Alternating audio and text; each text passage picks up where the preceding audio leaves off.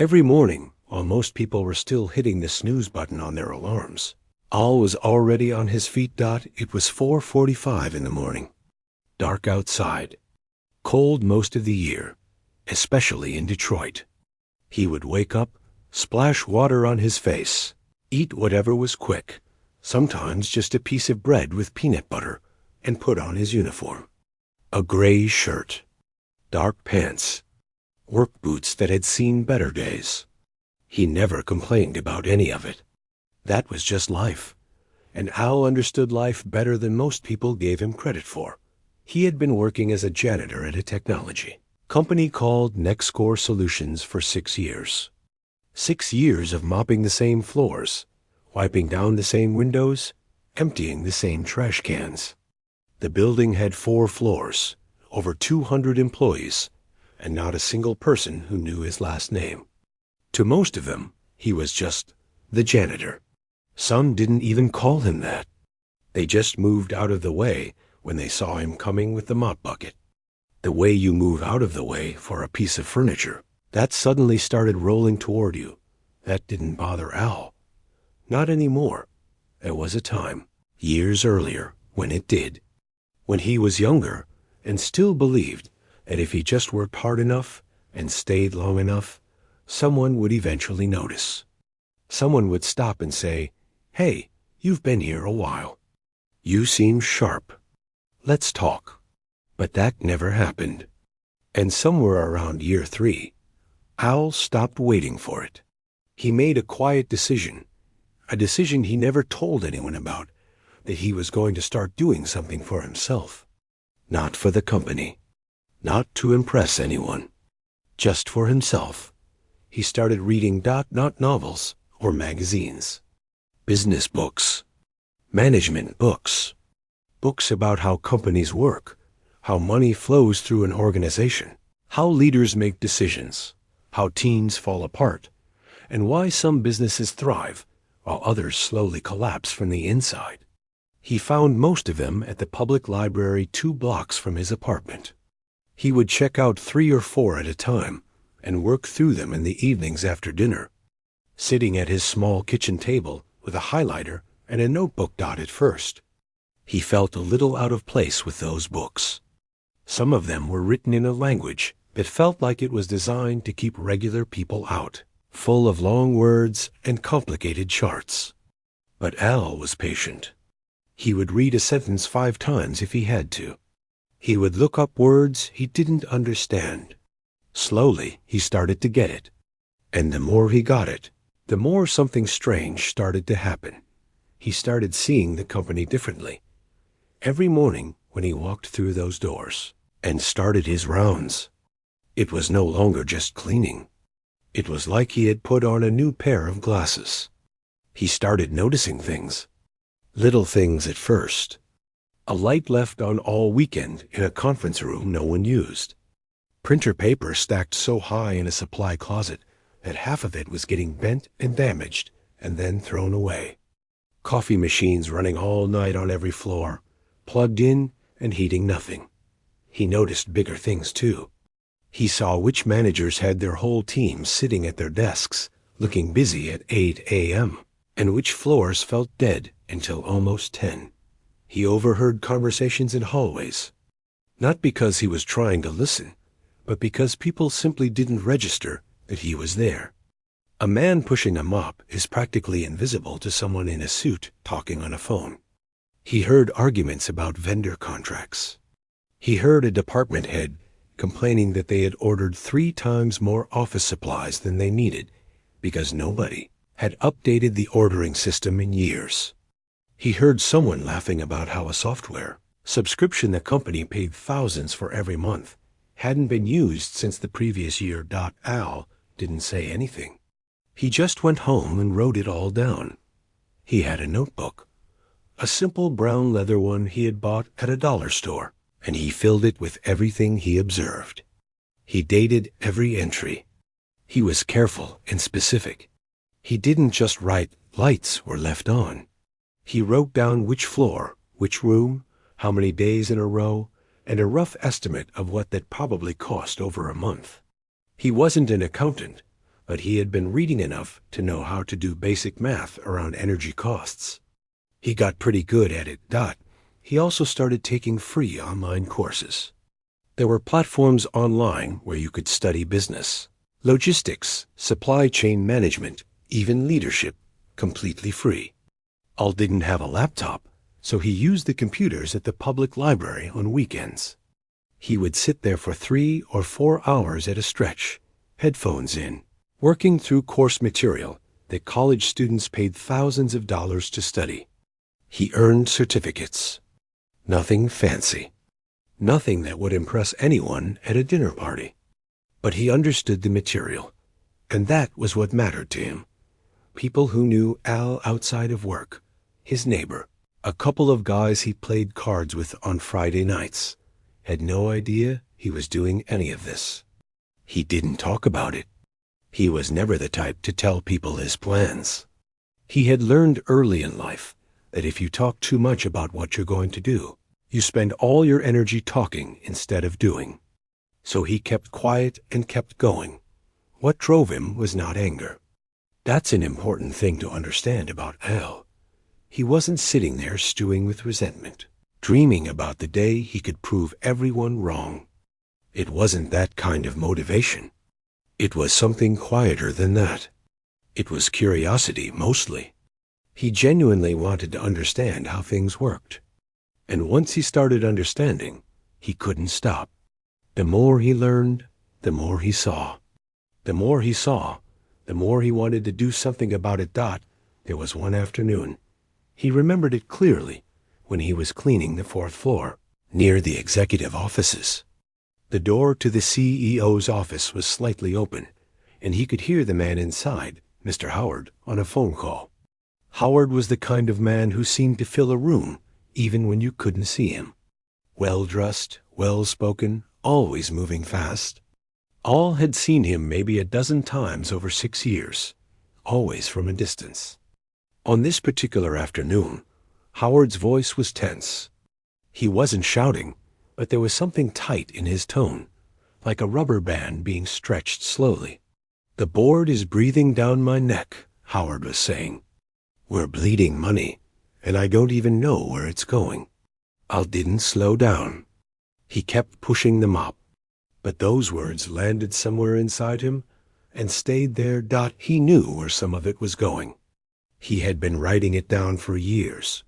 That night, he went home, sat at his kitchen table, and opened his notebook. He flipped through page after page of observations, dates, estimates, patterns. He had been collecting all of this information almost out of habit, like someone who picks up interesting rocks on a walk without really thinking about why. But now, reading through it all together, he realized something. This wasn't just a collection of notes. This was a picture. A very clear picture of a company that was quietly wasting a huge amount of money, in ways that nobody at the top could see, because nobody at the top was ever close enough to the ground to notice. But he was. He had been close to the ground for 6 years. Al closed the notebook, leaned back in his chair, and stared at the ceiling for a long time. He was thinking something was beginning to take shape in his mind, an idea so simple and so bold that it scared him a little. Not because it was dangerous, but because for the first time in a long time, he actually believed it might work. He just needed a little more time to get it right. He got up, washed his dish from dinner, and went to bed early. Tomorrow, he had floors to mop, and a plan to finish building. It took Al 3 months to write the report, not because he was slow. He was actually quite fast once he got going. It took 3 months because he wanted it to be perfect, or as close to perfect as he could get it without a business degree or a fancy title behind his name. He knew that the moment someone like him handed something like this to someone like the CEO, the first reaction wouldn't be curiosity. It would be doubt. It would be that look, the kind of look that says, "Who do you think you are?" Without actually saying the words out loud. Al had received that look his entire life. He knew it well. and he was determined that his work would be so solid, so specific, so impossible to dismiss, that even that look would have to eventually give way to the numbers. He worked on the report every evening. He organized his observations by department. He translated his years of informal notes into clear, simple language with specific figures. He wasn't trying to write like a professor. He wrote the way he thought, plainly and directly. If something was wasteful, he said it was wasteful. If something was costing the company money for no reason, he said exactly that. And then he explained what could be done about it instead. He outlined problems in 5 main areas: vendor contracts, energy consumption, supply ordering, software subscriptions, and staff scheduling patterns. For each one, he showed what was currently happening, what it was likely costing on a yearly basis, and what a reasonable fix would look like. He didn't just complain. That was important to him. Anyone can point at a problem. What Al wanted to show was that he had also thought about the solution. By the time he was done, the report was 14 pages long, handwritten first, then typed up at the library's computer lab over 2 Saturday mornings. He printed it cleanly, reread it 4 times, corrected 2 spelling mistakes, and stapled it together with a plain cover page that just said the title and the date. Then he sat with it for almost 2 weeks without doing anything. This was the hard part. Not the writing, the doing. Every time he thought about actually submitting it, a voice in his head would start listing all the reasons it was a bad idea. What if Howard laughed at it? What if he got fired for being out of his place? What if someone accused him of snooping around where he didn't belong? Janitors weren't supposed to have opinions about how the company was run. That was the unspoken rule, and Al had watched long enough to know how seriously people took unspoken rules. But then he thought about that phone call he had overheard. Howard's tight, stretched voice saying he didn't know where the money was going. Al knew. He had it written down, all 14 pages of it. One Tuesday morning in March, he arrived at work an hour earlier than usual. The building was almost completely empty. The security guard at the front desk nodded at him the way he always did, the nod that said, "You belong here, but not really." Al nodded back, signed in, and took the elevator to the 4th floor. He walked down the hall toward the executive wing slowly, the way he always did when he was thinking hard about something. He stopped outside Howard's office door. There was a thin gap at the bottom, just enough.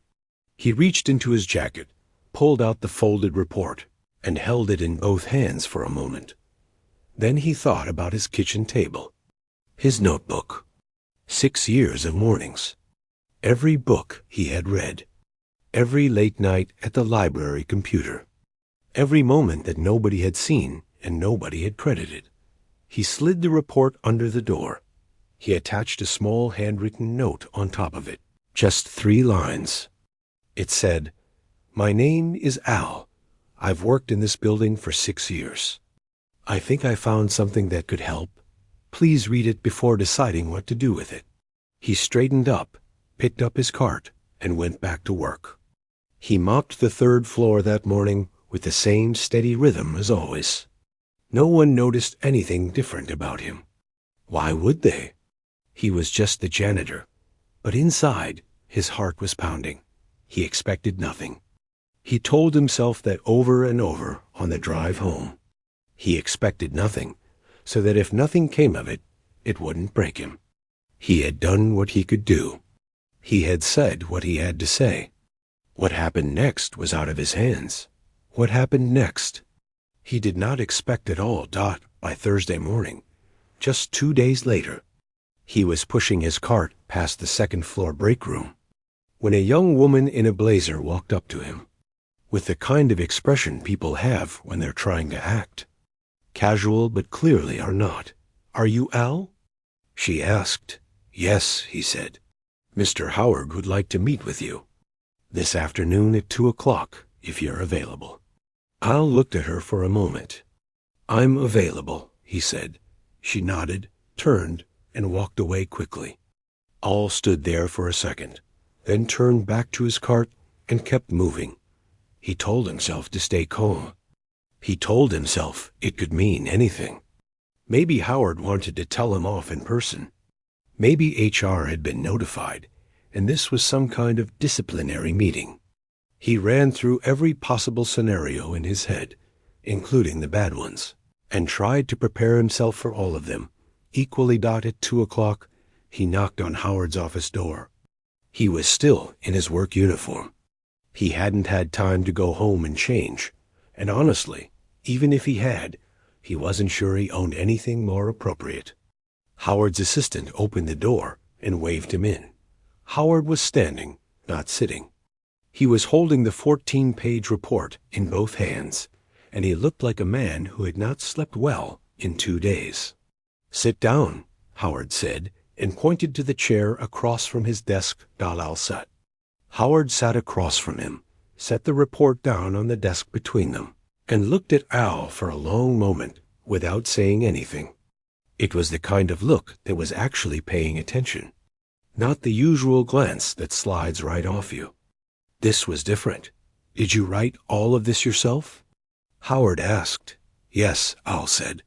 "The numbers. How did you calculate these?" Al explained. Calmly, clearly. He walked Howard through his methodology, where each figure came from, how he had cross-referenced his estimates with publicly available data on energy costs and industry averages. Howard listened. He interrupted a few times, not to challenge, but to ask follow-up questions. Good ones.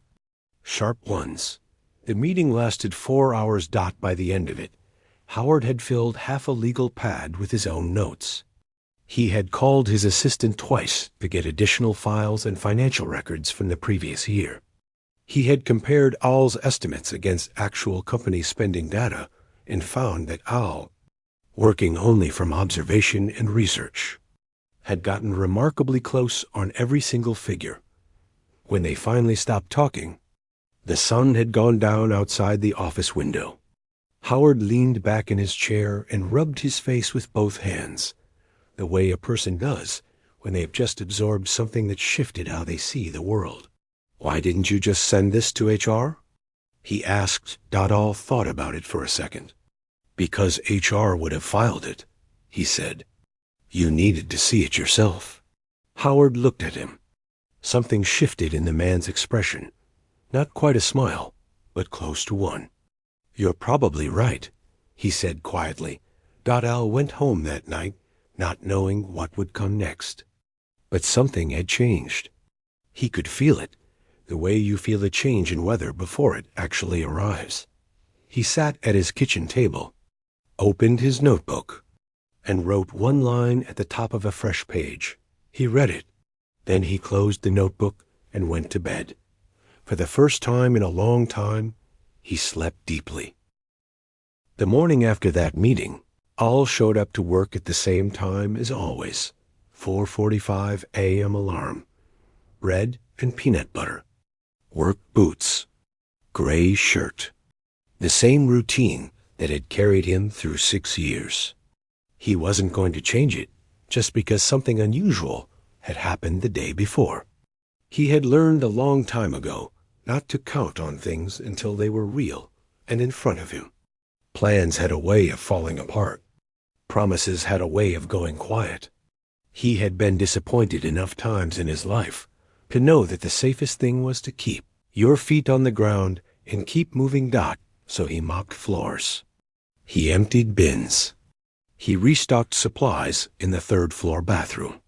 He did his job. 3 days passed. Then a week. Howard didn't call for him again. No one from HR reached out. Nothing happened. Al started to wonder if that had simply been the end of it. A curious afternoon conversation that impressed no one enough to act on it. But on the 8th day, Howard's assistant appeared again. Same casual but not casual expression. Same short message. "Mr. Howard would like to see you." This time, they weren't alone. There was a woman in the room, one of the senior finance managers.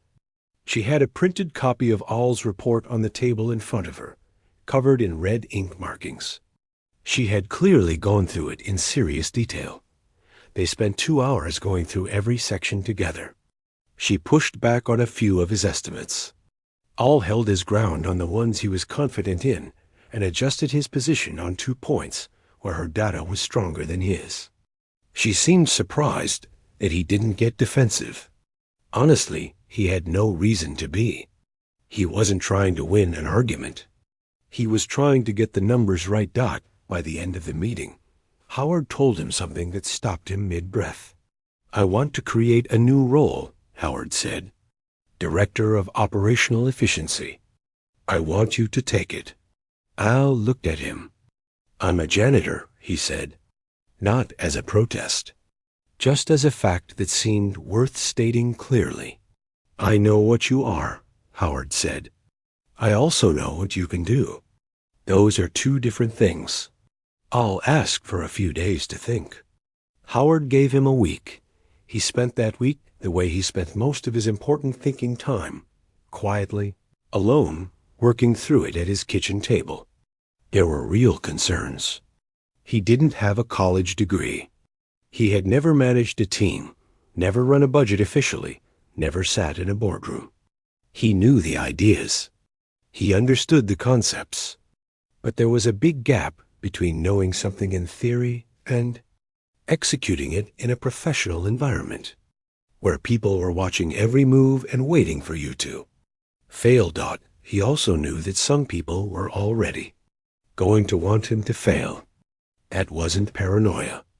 That was just reality. When someone comes from nowhere and gets handed a senior position, there will always be people who decide immediately that it's wrong, that it's unfair, that it isn't deserved. Al had seen how workplaces operated. He had watched quietly for 6 years. He knew exactly how the social dynamics in that building worked. And he knew that his face and his background and where he was coming from would make this harder than it would be for almost anyone else. But he also thought about something one of his business books had said, something that had stuck with him for a long time. It said that the biggest opportunities in life don't arrive when you're fully ready. They arrive when you're ready enough. And that the people who succeed are the ones who walk through the door anyway, then figure out the rest as they go. He accepted the offer. The reaction inside the company was immediate and not particularly kind. Within a week of the announcement, rumors were circulating on every floor. People said Howard had lost his mind. A department head, a man who had been at the company for over 12 years, reportedly walked into Howard's office and asked if this was some kind of joke. It wasn't a joke. Howard told him so plainly and moved on. But the damage to morale in certain quarters was real. Senior staff, who had worked their way up through traditional channels, felt something between confusion and genuine offense. Nobody said anything openly inappropriate, but the whispers were everywhere, and Al could feel them, even when he couldn't hear them. He chose not to respond to any of it. He understood that trying to defend himself would only make things worse. The only language that was going to matter was results. His first month in the new role was brutal. Not because the work was beyond him. It wasn't. But because almost no one cooperated. He would send an email requesting data from a department head and get no reply for a week. He would schedule a meeting, and half the people wouldn't show up. He would raise an issue in a group setting, and people would talk over him or steer the conversation in a completely different direction. It was a coordinated kind of cold shoulder, not violent, not traumatic, but very deliberate. There was one afternoon, he remembered later, when he was sitting in an empty conference room where he had scheduled a meeting. A meeting that all 4 invitees had simply not shown up to. And he sat there by himself for 10 minutes, looking at the blank whiteboard, thinking he could walk out. He could go back to Howard and say this wasn't going to work. He had 100 reasons that would have been understandable. And for about 30 seconds, he genuinely considered it, Then he picked up his pen, opened his notebook, and started writing down what he was going to do next. He started finding allies instead of fighting the resistance. There were younger employees, people in their late 20s and early 30s, who were not invested in the political hierarchy the way the senior managers were. They were curious, practical, and frustrated by the same inefficiencies Al had been documenting. Al started working with them directly. He kept things simple and low pressure. He would sit down with someone, explain what he was trying to do, show them the numbers, and ask what they thought. People respond to being asked what they think. It's one of the most underused tools in any workplace. Slowly, things started to move. The first big win came in month 7. Al renegotiated 3 vendor contracts that had been automatically renewed without review for years. The savings in the first quarter alone came to just over $400,000. Howard shared the numbers with the board. The board was pleased. Certain senior managers got very quiet after that. By the end of the first year, the total savings had crossed $1.8 million. Other companies in the industry were averaging far lower efficiency gains. NextScore was quietly becoming a case study in operational improvement. And people were starting to ask who was driving it. All was also enrolled in an accelerated bachelor's degree program by this point, fully funded by the company. He was doing it in the evenings, the same time slot where he used to read library books and take free online courses. The method hadn't changed, just the credentials at the end. The ice didn't melt all at once. Some people in the building never fully came around, and Al was okay with that. He didn't need everyone to like him. He needed the work to speak, and it was speaking louder with every passing month. There was a moment near the end of that first year that he thought about often later. He was walking through the ground floor, heading to a morning meeting, when he passed the supply closet on the first floor, the one where years ago he had noticed stacks of damaged printer paper being thrown away.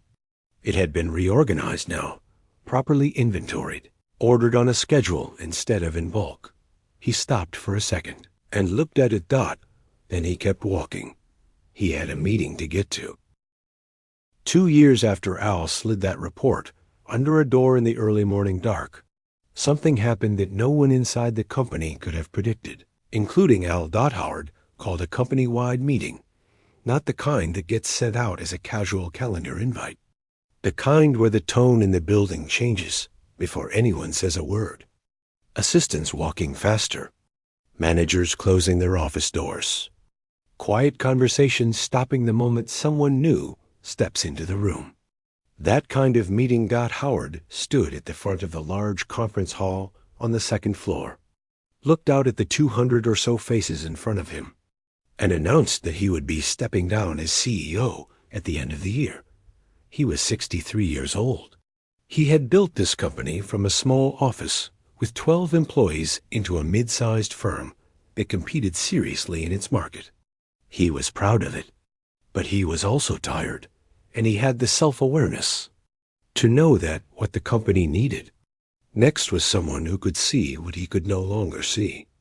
Clearly, someone with fresh eyes and the kind of hunger that comes from working for something rather than having already arrived. The room was very quiet. When he finished speaking, over the next several months, the board launched a formal search for his replacement. They brought in an executive recruitment firm. They considered candidates from within the company and outside it. They interviewed people with long resumes, impressive titles, and polished presentations. They went through the entire professional process, the way boards are supposed to, carefully, thoroughly, and with a great deal of expensive consulting. At the end of it all, one name sat at the top of every evaluation metric they had used. Albert Simmons. Al was 43 years old. He now had his bachelor's degree, earned the hard way during evenings and weekends, while doing his actual job during the day. He had spent the previous 2 years building one of the most concrete records of measurable impact in the company's recent history. Under his direction, NextScore had saved nearly $3 million in operational costs, restructured its vendor relationships, modernized its internal systems, and perhaps most importantly, built a culture inside his department where people actually felt heard. Turnover in his team was the lowest in the company. Performance was consistently high. The young employees he had worked closely with had grown into sharp, motivated contributors who would walk through a wall for him because he had always treated them like their ideas mattered. When the board's recommendation came through, the room where the senior leadership team received the news went completely silent. Not everyone was happy. A few of the senior managers, who had spent the first year making All's life difficult, sat staring at the table with expressions that said everything their mouths wouldn't. One of them resigned within the week. I didn't chase him. He didn't make a speech about it. He wished the man well, genuinely, and moved forward. On the day, All was officially named President and CEO of NextScore Solutions. He wore a suit for the first time in his professional life. His neighbor had helped him pick it out the weekend before, a simple dark navy one that fit him well. He stood in front of the company and gave a short speech. Not a long one. All had never been the kind of person who enjoyed the sound of his own voice beyond what was necessary. He said, "I've been watching this place for a long time. I learned more with a mop in my hand than I did anywhere else because that job taught me to pay attention. I'm not going to pretend I have all the answers, but I promise you this, I will always pay attention, and I will always listen." That was it. People clapped, some of them genuinely, some less so. That was fine. What happened after the speech was the moment that stayed with most people who were there that day. Howard walked up to Al. He extended his hand. Al shook it. Neither man said much in that moment. There wasn't really anything left to say that the last 2 years hadn't already said better. But what people noticed was that the handshake lasted a few seconds longer than handshakes usually do. Like both men understood the weight of what was being passed between them. Howard would remain on the board, which meant that the man who used to run the company Al now ran would be in the room when Al made his biggest decisions, not above him, but accountable to the direction Al set. The janitor was now the boss of the man who had once given him his first real chance, and the man who had almost thrown the report in the bin. That detail, Howard on the board under Al's leadership, got picked up by a journalist covering business stories in the region. The story ran first in a local outlet, then got shared nationally. It wasn't a flashy piece, just a straightforward account of what had happened. But something about it connected with people in a deep way. It was shared hundreds of thousands of times online. Al's inbox went from empty to overwhelming overnight. He didn't read most of it. Not because he was ungrateful, but because he was busy. There was a company to run.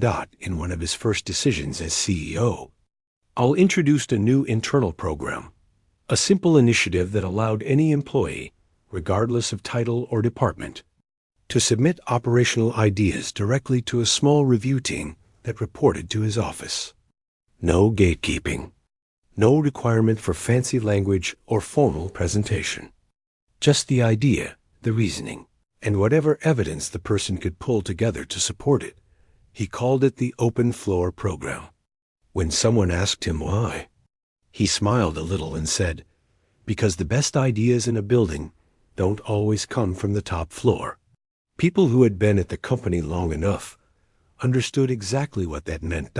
In his office, behind his desk, there was something on the wall that confused every new visitor.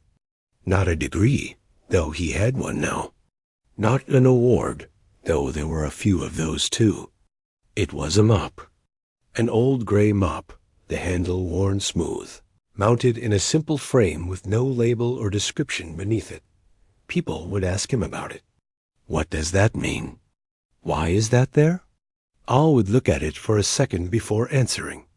Then he would say, It reminds me that you can learn more about a place by cleaning it than you can by running it, and that the people closest to the ground always know things the people at the top don't.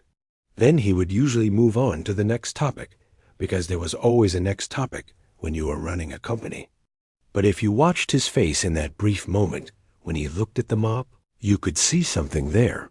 Not pride exactly, but something close. The quiet satisfaction of a man who had stayed patient, long enough for the world to finally catch up to what he already knew. Al had never believed he was extraordinary. That was something people got wrong when they told his story. They wanted it to be about hidden genius, about a secret talent that nobody recognized. But Al would have pushed back on that framing. He wasn't extraordinary. He was consistent. He paid attention when nobody was watching. He kept learning when nobody was grading him. He kept going when there was no reward in sight and no guarantee anything would ever change. That, he would tell you, is available to anyone. The mop on the wall wasn't a trophy. It was a reminder of where he started, yes. But more than that, a reminder of what it actually takes. Not a magic moment. Not a lucky break, though meeting Howard when he was ready to listen certainly helped. What it actually takes is years of quiet, unglamorous, unwitnessed work. Most of the people who shape things don't arrive with a fanfare. They arrive early, before anyone is awake, and they start moving.